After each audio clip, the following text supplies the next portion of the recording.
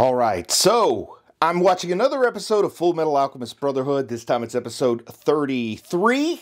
Episode 32 set up the idea that there's this person whose last name is Armstrong. I'm assuming it's Armstrong's sister or something, up at this northern outpost. Looks like this frozen, frigid, like Viking frontier. And it sounds like Edward is on his way to get some important information from this individual. Plus, who knows what else is going on? Hawkeye's made contact with General Grumman, who I love his disguise when he comes to the Central District.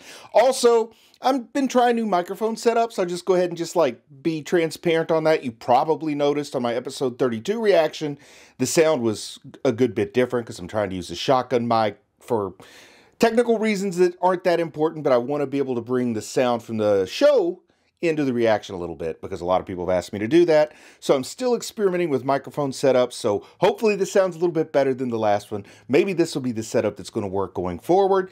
You don't know if you don't try. And with that, let's just get into the episode. And during the OP, I always like to remind people that I do have a Patreon now. And I know a lot of you are already members of the Patreon. But if you want to check it out, there is a link down in the video description. Okay, for a minute I thought I was watching the last episode again, but it's just a little recap showing how they're looking for the little stunted growth panda to find the little girl from Jing. And more importantly, they want to find out about the healing power of alchemy. And the ponytail guy is getting closer and closer to kind of cornering Scar and giving us that inevitable confrontation that I just can't wait for. I think that's going to be really cool when it finally happens. But Scar, jumped out of the curvy tracks up in the mountains is the thought. So they're going to look for him. So he might be up north. No, he was headed west, not north. Just trying to figure out which direction he ran once he jumped off the train. And I don't think they have any leads here. So they're probably just going to have to canvass the whole area. Just spread out radially. Canvass the area. See what they got. Oh! They found out about a stolen boat. So, it makes sense. Scar might row your boat gently down the stream to get away. Oh, an old man?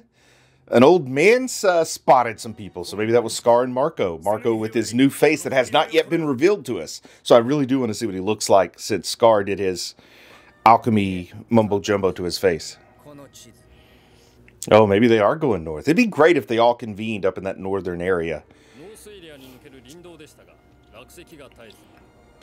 So the road that's obstructed with rock slides and stuff does seem like the perfect getaway plan for Scar. A way that they would not expect him to go, but of course, Ponytail Guy here is going to expect the unexpected. Oh man, that's not a small rock slide. That's a pretty big deal rock slide. So you're not just passing through that, you're climbing. You're going that way. Does he see any tracks? What the heck is that little area? Oh, talking about how the water's flow has been altered? So does that mean that maybe Scar made that rock slide there? He actually made the rock slide to cover his tracks? Oh. Or maybe just destroy the mountain face is what he's saying. And blocking the road himself to cut off their ability to track him. I like it. And they see the marks on that rock, those telltale what they call transmutation marks. The Northern Wall of Briggs is the name of this episode. So maybe Edward and Scar and Armstrong's relative are all going to come together this episode. We could be so lucky, right? Fingers crossed. Oh man, Edward is excited to see the snow. So I guess he's already off the train station way up north. Looks kind of like Salzburg, Austria. I was in Salzburg, Austria one December, and the snowfall and everything. It was kind of a beautiful place to be at the time. That was over 20 years. It's close to 30 years ago. Oh my goodness, I'm getting old. He's not used to the snow, it looks like, though, because he slipped and hit his tailbone there. And if you've ever done that, man, does that hurt. Slipping on the snow or the ice landing right squarely on your bottom, and it sends that, shiver right up your spine. It's very unpleasant. Oh, they're having memories of snow in Resembul. So I guess he has been around snow before. I thought maybe this was a first for him or something. But yeah, they remember a big snowball fight in Resembul. Oh, transmutation with the snow. A transmutation snowman. Wow, that's the kind of mischievous thing a kid can get up to with alchemistry, isn't it? Or alchemy. That is a nice winter wonderland. It's a good time of year to be watching this episode. I've got snow on the ground outside my window. Of course, a few days ago I had more.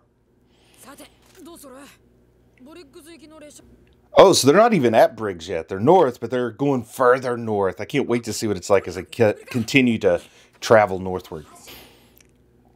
Looks like some kind of a state military outpost. It's got the little seahorse thing up there. Oh, but this is the office that Ponytail Guy's operating out of. So this is no good here. This is bad news, this office. Oh, so they also suspect Scar's headed to Briggs. This is great if everybody comes together at Briggs. That'd be a nice place for a fight between Ponytail Guy, Scar, Alphonse, and Edward. And then, of course, we get to see what the other Armstrong can do, right? Like, what is she going to have up her sleeve? She's probably 5 times as vicious as the Armstrong we know and love. It'll be a fun thing to see, right? Oh, wow. He's just telling him to stay out of his way. Of course, the way that most episodes are paced, they'll take us right up to the brink of the battle, and that's when the episode will end, right? And I'll have to wait till episode 34 or 35 to see how it goes down. Back on a train here. Okay, but they saw him get back on a train. They're headed to the same place that the story is headed, Briggs. And they still haven't shown Marco's face yet. I want to see what he looks like when they show it so badly. Will he look like someone we've seen before? Like, will he have been turned into a doppelganger of sorts? Like, if he shows his face and he looks like Hughes, I don't know if I could handle that. It'd be, like, kind of heart-crushing. But if he shows his face and he looks like the Fuhrer, well, that would be kind of cool, having, like, a decoy Fuhrer running around out there. So what's Scar doing, running from window to window? Oh, there's a state train chasing the Boxcar train. They're pursuing him. Now, this is something I've never seen before, is a train chase. I didn't even know if a train chase is possible. I mean, I guess they just happened to be at a spot where there's 2 sets of tracks side by side. And a high-speed train chase, I'm seeing it for the first time. This is the action scene I never knew I wanted, but boy, am I glad I got it. I think Snowpiercer in the comic had something like this. But oh my goodness. Ponytail Guy made it into the boxcar, but it looks like Scar and Marco made it off. Or are they going to just get the jump on him? They're going to ambush him before they make it to where they're going. All right, let's see what his face looks like. Are we going to get the unveiling? Is he going to drop the hood? Are we going to see what kind of shape he's in at this point? All right. Oh, it's not Marco at all. It's Skinny Mustache Guy. We got a decoy of a decoy. Ha ha! And Scar dropped in. This is not how I expected the fight to happen. Definitely not this soon, but let's see how Scar holds his own with this guy. Kind of tense. They're standing there sizing each other up. Oh no. Is Scar having memories of Ishval? What the Crimson Alchemist did in Ishval. All the people he killed cold-bloodedly. I guess he's the one responsible for Scar's getting his brother's arm, right? Oh, and here he goes! He's lashing out in rage. You never do your best work when you're acting out of pure rage. Oh, poor Skinny Mustache Guy. I don't like him much, but I do feel bad for him stuck in a fight he's not equipped for. Is he going to jump though? It's pretty high speed to jump off a train. I don't know if you've ever jumped off a train before, but I'm going to guess you want it to go a little slower than what this train appears to be moving. Whether jumping off or on, I say the slower the train, the better. I prefer a train to be, like, totally stopped if I'm going to jump on or off. Kimblee, that's his name. I couldn't remember it the last couple of episodes. Kimblee. And Scar and Kimblee are going to settle some scores. You know, kind of suitable? That he's the Crimson Alchemist and he has a lot of red on his ledger that Scar's going to try to balance. Oh, talking about his brother. Oh, man, talking about killing his brother. Just trying to get the rage worked up. Because I think Kimblee knows that you're not going to be putting up your best fight if you're acting out of pure rage and you don't have any restraint or any discipline in your attacks. Oh, and Skinny Mustache Guy getting thrown all over the place. Oh, so to help even the fight a little bit, Scar is working out of rage, but Kimblee's rusty because he's been locked in prison for I don't know how many years. But he does know that all Scar can do is... Whoa! He didn't even use Alchemy, he just hit him with a straight up sharp lead pipe. He pulled the oldest trick in the book. Pierce their belly with a lead pipe. That's the only way I battle wizards. But can he survive that? I mean, that's a pretty good gut wound. Wow, that would be an anticlimactic end for Kimblee. Okay, it's not the end. He's still got plenty of fight left in him. Whoa, he just blew the link off the train? He just kind of let Scar escape. Maybe he was himself the one who was escaping. Yeah, he's running away because he was on the verge of dying from the old sneaky gut maneuver, which, you know, I don't recommend violence, but if you're involved in violence, a sharp pole to the gut usually stops the fight every time. I mean, I don't know from experience, but it worked here. Oh, so I did not expect Kimblee to be the one who had to escape. And he had to escape by destroying the link on the train and leaving Scar back there. So the train guys are going to be upset about losing their boxcars, aren't they?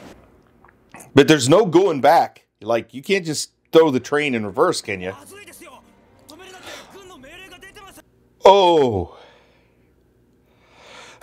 Now they're worried about derailing because with less weight and this full head of steam, they're moving too fast for the small train. Interesting. They stopped a lot quicker than I thought a train could stop. And they're going to see Kimblee, the Crimson Alchemist, and his crimson blood dripping on the snow. And it's kind of cool because his suit is white like the snow, so the blood on the snow, the blood on his suit. A nice little symmetry there to the visuals. Oh, ho, ho, ho! He's telling him, don't stop. This is my getaway vehicle. You're the wheel man, so go wheel. Let's go north. Let's go to Briggs. Let's have a real big battle. Come on. So he does feel like he's bleeding to death, which I think is what would happen with a wound like that. If you don't bleed to death, then the sepsis is going to get you. Oh, man, he has gone pure psycho here, though. He loves the fact he's on the brink of death. Like, only things that put you on the brink of death are beautiful and satisfying, he says. So that's pretty crazy. So I guess Marco's with the little girl, but she's headed north, too. Everybody's heading north, it looks like. Either that or there's just like a snowstorm wave has swept the country. Let's see. Are we going to see Marco's face finally? Oh, it is. It just looks melted. Not pretty. Not pretty by any means, but it doesn't like look like somebody else, which I thought would be a cool concept to play with if they made him look like something else. Of course, it is still healing. Maybe once it heals, it will look like something else. Looks like one of his eyes is missing, so he might pull off the Fuhrer look after all. Yeah, they're at the Briggs Mountain, border with Drachma, where everybody's converging for a reason I don't fully think I've caught on to, but I think it's going to be great when the convergence happens. And we haven't seen Greed/Ling in a while either. Would there be a reason he would want to converge up north? Or join the convergence up north? Full Metal Alchemist. Nice Kimblee eye catcher there. Oh! Olivier Mira Armstrong. Yes. And we're back in Rush Valley. So we're going to see the bodyguard, Ling's bodyguard down there getting her automel. Oh, Winry's just kind of checking in on Edward and Alphonse. How sweet. So she knows they're going north. Is she going to go north? Are we going to have everybody show up north? Calling him a dummy. You gotta say, this guy that's her mentor dresses with flair. Like, that blouse is something else. It's got the frill around it. That individual got style. It's funny seeing Edward freeze so much up in the snow. But then because Alphonse is, you know, disembodied soul, blood sealed into armor, he doesn't feel anything, so he's just fine. Oh, look at the shape of that road. He claims there's a road there, but all I see is snow piled up. Don't get lost in the snow. You'll be easy to track, though. Follow the footsteps. Oh, man. Maybe this Olivier Mira Armstrong hates Automel. If you leave the road, you'll end up dead. That's a great farewell for you, isn't it? Follow the yellow brick road, but it's all covered in snow, so good luck to you. That is a long way to go, too, in some very, very unpleasant weather. I do not want to trade places with those two right now. I hate cold weather. I really do. I didn't used to. It's my old bones can't handle it. It makes my knees hurt, my elbows hurt. Wow, but the blizzard really kicked in once they got on this mountain road. Like, I don't see how they know where they're going. I have no idea. Oh, so Azumi trained up here at Briggs Mountain. That's pretty cool. Lots of connections here. Oh, she killed bears. Of course a passing housewife could kill bears. 7-foot tall bears. Uh-oh. Who's this that just jumped behind him? What the heck? A bear! That's not a bear. That's some crazy guy. Oh, Mohawk Man! With a gigantic Automel chainsaw arm! This might be the coolest character so far. I like this guy. Oh, he's like a bounty hunter or something. He had the net all ready for Alphonse, and he's going one-on-one. Automel arm versus Automel arm. With Edward here. Oh, and the braided ponytail coming off of that mohawk. This guy's got his hairstyle game on point. But man, that crocodile is what he calls that thing on his arm. That looks like one of the coolest weapons. That takes like Ash from the Evil Dead and cranks it up a notch or two. Oh, he's calling him a Drachman spy. I guess the Drachmans must use a lot of Automel or something. Oh, come on, Edward. You don't want to die in the snow from a chainsaw wound. You want to die from hypothermia like everybody else. Oh, I guess the cold weather, like, interferes with his Automel. But this Mohawk guy has the cold weather Automel with extra antifreeze in it or something. Maybe that's why Winry said he was a dummy for going up north. He doesn't have the weatherproof. Oh, man, it is chainsawing right through it. Look at that. Yet another arm that Winry's going to have to rebuild. Oh, my goodness. Oh, he's putting a little alchemy into it. Is it an alchemy-proof arm? How in the world did it resist Edward's attack? Like the look in his face, the swelling music. I really thought he was going to come out on top on that one.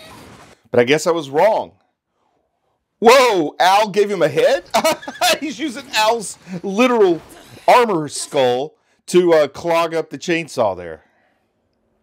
Winry's going to kill him before he dies in the snow. I love that. I love it. But that Automel doesn't perform well in the cold weather. He's got to get some all-weather Automel. Like all-weather tires. Oh, who are these guys with the guns? They were in their snow camouflage. You call that snowaflage? Yeah, this Mohawk guy, one of my new favorite characters, I think. He'd make a great action figure. Oh, man. With that, what do you call it, a gator, crocodile, something like that, his arm. Oh, Captain Buccaneer! What a good name for him, too! And we're getting to meet the other Armstrong. General Armstrong. Olivier Mira Armstrong. And he's got that letter from Major Armstrong to give to General Armstrong. It is his sister, his older sister. I gotta say, she looks pretty good to be older. She looks younger, in my opinion. She makes the list that I will eventually do of age-appropriate waifus. Someday I'll do that tier list. Now I've got like 3 people on it, including Granny. I gotta get more before I can do a tier list. So is she gonna care at all about her brother's letter of introduction? I'm not shady. That's exactly what a shady person would say. Oh, she doesn't believe that he's really who he says he is. Okay. They're searching. What are they going to find? The letter from Alex, yeah, from Major Armstrong. Alex Louis Armstrong. Ah, it just says my sister. It's got his seal, so she knows it's real. Let's see what she has to say. She's ripping it up. She must hate her little brother. She hates her baby brother. She doesn't care. I don't care what anybody else has to say. You got to prove yourself to me. In my own eyes, I shall judge you. I'm kind of liking this. But man, what an impressive fortification there.